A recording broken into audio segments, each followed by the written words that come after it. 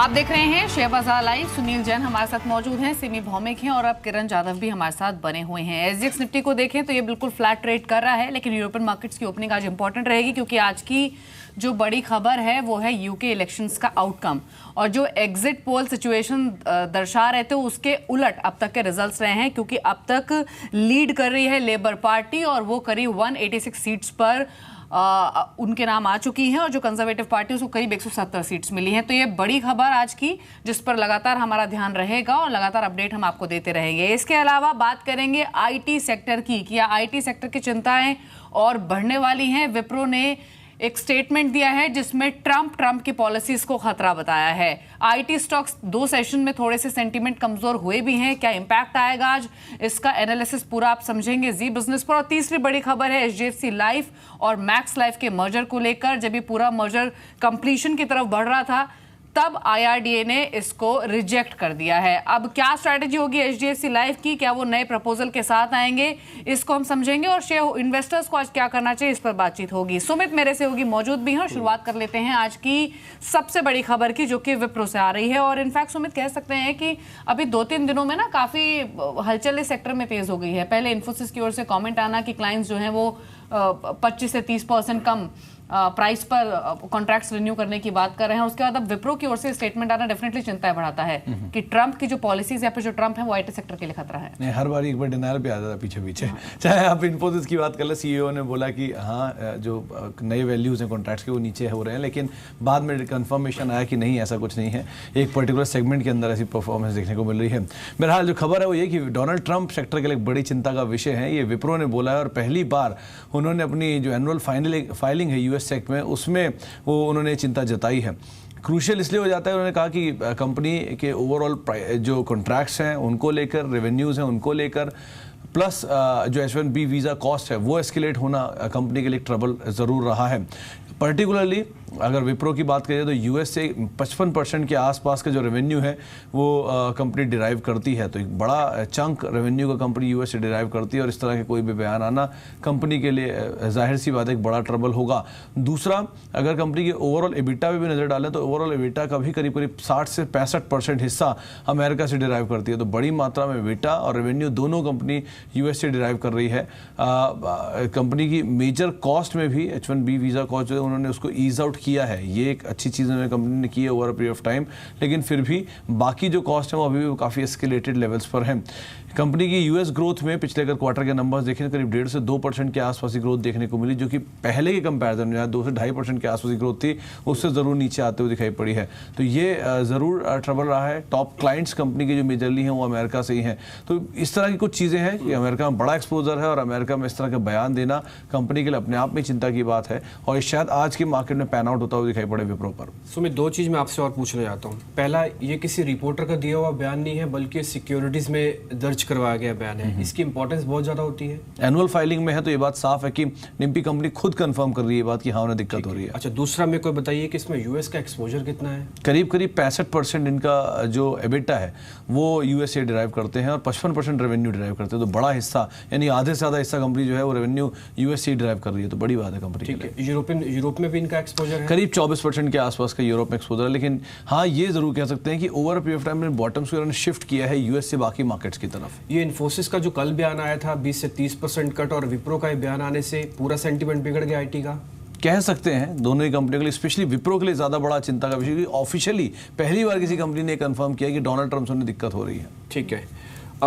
Mister Jain इस बीच मेरे साथ बने हुए हैं। सुनील, विप्रो तो ये कह रहा है कि डोनाल्ड ट्रंप आप हमारे लिए हानिकारक है, तो ये तो बोल दिया उन्होंने और आधिकारिक बयान भी दे दिया। ये वास्तव में हानिकारक है या फिर अपॉर्चुनिटी है बाजार के अंदर? कंपनीज के लिए हो सकता है दिक्कत है, लेकिन निवेशकों के लिए अच्छी बात है।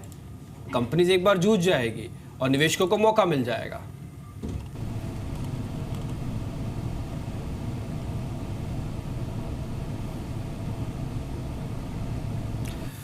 चलिए, सुनील की से बात नहीं पाएगी, फोन लाइन डिस्कनेक्ट हो गई। एक टेक्निकल व्यू ले लेते हैं, तब जब सुनील रिकनेक्ट करेंगे तो उनसे बातचीत कर लेंगे। किरण, विप्रो पर क्या कमेंट्स हैं आपके, क्योंकि खबर जो है वो तो डेफिनेटली सेंटिमेंट्स थोड़े और कमजोर कर सकती है। कल भी ये स्टॉक नेगेटिव बायस के साथ ही बंद हुआ था।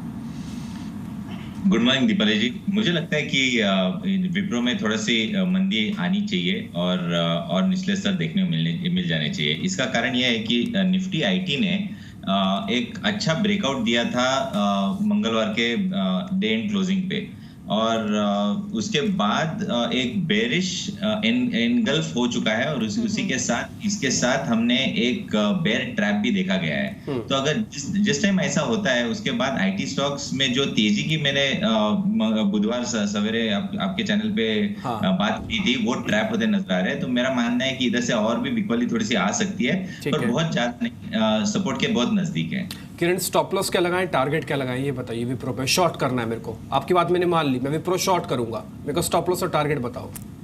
स्टॉप लॉस मेरा 550 रहेगा, और टारगेट्स के लिए मैं एक्सपेक्ट कर सकता हूँ लेवल्स ऑफ अराउंड 535 से लेके 530। ठीक है, आप शॉर्ट करना चाहते हैं, लगा दीजिए 550 का एक स्टॉप लॉस और 535 का इसका टारगेट है। विप्रो शॉर्ट का है, खबर का एनालिसिस हो गया, ट्रेडिंग कॉल आपको पता लग गई है। अब दूसरे हिस्से पे आते हैं, यानी इन्फोसिस पे। सुमित, ये भी अपने आप में अहम खबर है। असल में मेरे पास जो जानकारी है, जिसके बारे में भी आप डिस्कस भी करेंगे, उसमें यह है कि फाउंडर्स मेंबर जो है अपनी हिस्सेदारी बेच रहे हैं। ये फाउंडर मेंबर्स का मतलब क्या है? सिर्फ नारायण मूर्ति या फिर और भी? नहीं, करीब 5 जो फाउंडर मेंबर हैं कंपनी के अंदर। अब हालांकि इतने फाउंडर मेंबर कंपनी के साथ नहीं मौजूद हैं, लेकिन जो एग्जिस्टिंग फाउंडर मेंबर हैं करीब 13% हिस्सा जो ओन करते हैं, वो अपना हिस्सा बेच सकते हैं। लेकिन ये सूत्रों के हवाले से खबर है। अच्छा। पहली चीज। उसके अलावा अगर हिस्सा बिकता है तो 28,000 करोड़ रुपए की हिस्सेदारी होगी, जो कि एक बार में नहीं बिक सकती। मल्टीपल ब्लॉक डील्स में, चंक्स में ये हिस्सा बिक सकता है, और ये चंक्स कोई बड़ा निवेशक खरीद सकता है। अब अगर इसको और फर्दर सेग्रीगेट किया जाए तो अलग अलग फाउंडिंग मेंबर कंपनी के साथ मौजूद अभी भी हैं। एक फाउंडिंग मेंबर कंपनी से निकल चुके हैं, लेकिन बाकी जो मेंबर्स हैं वो भी मौजूद हैं, जिसमें एनआर नारायण मूर्ति की सबसे बड़ी हिस्सेदारी है कंपनी के अंदर।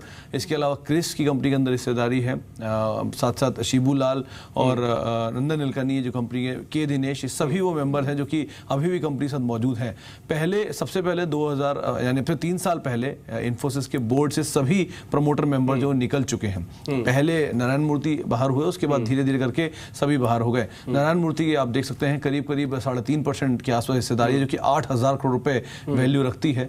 कि क्रिस गोपाल कृष्ण की करीब 6,765 करोड़ रुपए की हिस्सेदारी, 3% के आसपास दूसरे बड़े हिस्सेदार हैं ये।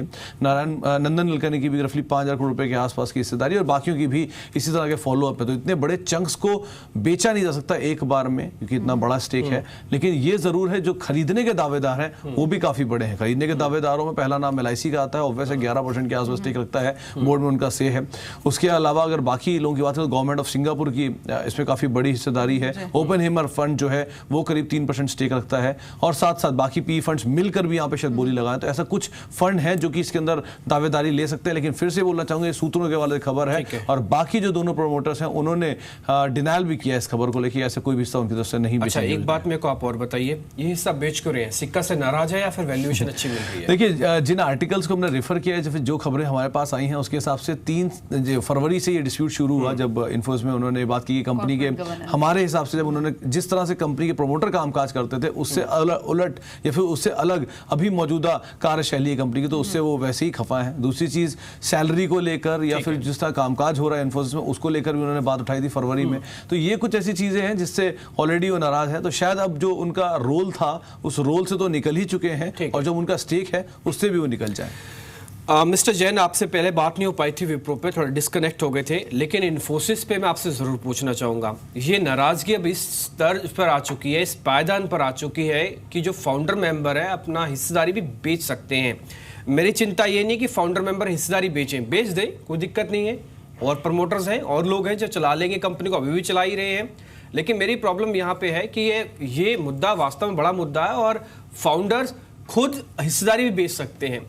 ये इन्फोसिस की सेंटिमेंट पे कितना डैमेज पहुंचाने वाला है? प्राइसिंग जो है सो है, सेंटिमेंट ही कितना लॉस होगा इन्फोसिस को? सिनेरियो आईटी कंपनी के लिए और स्पेसिफिकली इन्फोसिस कंपनी के लिए एज ऑफ नाउ अच्छा नहीं है। नो डाउट प्राइस भी काफ़ी करेक्ट हो चुके हैं। एनवायरनमेंट सुधरने का अभी तक कुछ क्लियर इंडिकेशन नहीं है। मुझे लगता है कि अभी भी हो सकता है यहाँ से 6-8 महीना लगे कि एनवायरनमेंट सुधरे। इनका जो बिज़नेस स्ट्रक्चर चेंज हो रहा है वो पास्ट का जो पहले था वैसा नहीं है। अब नए तरीके से और नया वे में बिजनेस करना होगा, और वो चेंजेस के कारण ये सब इम्पैक्ट दिखाई दे रहा है। तो मुझे लगता है कि sentiment wise short term I think, क्योंकि ख़राब मार्केट है और ख़राब कंडीशंस में ऐसा हो रहा है, तो डेफिनेटली उसका इम्पैक्ट उस समय ज़्यादा आता है। और मुझे लगता है कि अगर ऐसा कुछ सेलिंग प्रमोटर का आता है तो वो टेम्परेरी इतना बड़ा चंक बेचने के लिए सामने ख़रीदार भी है, डिस्काउंट मांगेगा और एक अट्रैक्टिव प्राइस पे ख़रीदना चाहेगा और वो कम रिस्क लेना चाहेगा। तो मुझे लगता है कि नियर टर्म में हो सकता है इसका एक नेगेटिव इम्पैक्ट आए प्राइस पे। तो नियर टर्म में नेगेटिव इम्पैक्ट इसका हो सकता है इन्फोसिस पर। सेंटिमेंट्स इनफैक्ट कमजोर हो सकते हैं, स्टॉक कल 0.5% गिरकर बंद भी हुआ था। लेकिन एक और बड़ी खबर है, वो है HDFC लाइफ और मैक्स लाइफ के मर्जर को लेकर। जब मर्जर अपने कंप्लीशन प्रोसेस की ओर था सुमित, और इनफैक्ट जब IPO तक के आने की बात हो रही तब IRDA ने इसको रिजेक्ट कर दिया। रिजेक्शन के पीछे की वजह क्या है? सेक्शन 35 दीपाली कह सकते हैं सीधे सीधे कि सेक्शन 35 ऐसा सेक्शन है जिसमें इंश्योरेंस और नॉन इंश्योरेंस कंपनी के मर्जर को लेकर जो प्रोविज़न है वो दिए हुए हैं। और उन्होंने बात की है कि इस प्रोविज़न की जो कंप्लायंस है वो पूरे नहीं कर रहे हैं ये जो मर्जर है, तो इसीलिए इसको उन्होंने फिलहाल IRDA ने मना किया है। लेकिन उन्होंने ये बात भी साफ की है कि दोबारा रिवीजन गाइडलाइंस के साथ वो आएंगे और रिवाइज गाइडलाइंस के बाद उन्हें एक तारीख दी जाएगी जिस तारीख तक उन्हें उस गाइडलाइंस को पूरा करना होगा। उसके बाद क्या स्थिति बनती है वो क्रूशियल है। लेकिन हाँ, ये ज़रूर तय है कि HDFC लाइफ जिसकी लिस्टिंग की बातचीत भी हो रही थी वो अब किस हद तक होती है, कब लिस्टिंग होती है, कैसे प्रोसेस बढ़ता है आगे, ये दोबारा से एक बार रीवर्क करना पड़ेगा। और रीवर्क होने के बाद जो नई गाइडलाइंस आएंगी उसके अकॉर्डिंग ये डिसाइड होगा कि अब इन दोनों कंपनियों का मर्जर कैसे होगा। लेकिन फिलहाल के लिए इन पे जरूर एक अटकल लगा दी गई है। और फिलहाल के लिए थोड़ा शिफ्ट भी हो गया है क्योंकि दोबारा से रीवर्क करना, दोबारा से अप्रूवल लेना IRDA का ये ऑलरेडी कुछ मंथ्स का प्रोसेस होता है।